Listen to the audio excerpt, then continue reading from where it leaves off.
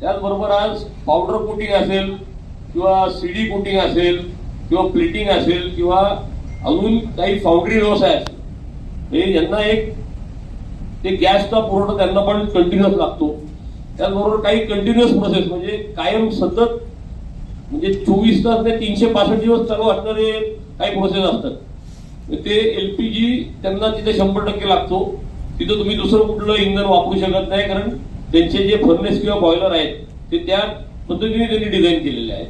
आता आपण म्हणतो की आपण दुसरं कुठलं तरी इंधन वापरू शकतो पण ते पण आपण तिथं वापरू शकत नाही कारण ती गॅस फर्नेस आहे किंवा गॅस बॉयलर.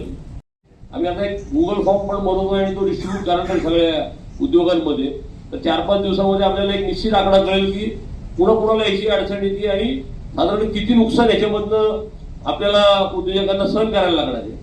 तर एक आमची मागणी केंद्र सरकारकडं आणि राज्य सरकार दोन्हीकडे अशी आहे की ठीक आहे आम्ही पण परिस्थिती समजू शकतो की युद्ध चालू आहे सगळ्यांना याची झळ पोचतीये पण सगळ्यात जास्ती झळ ही उद्योगांना दरवेळेस का पोचवण्यात येते.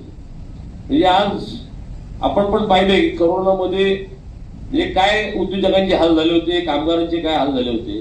अक्षरशः आपले एक 60 दिवस उद्योग पूर्णपणे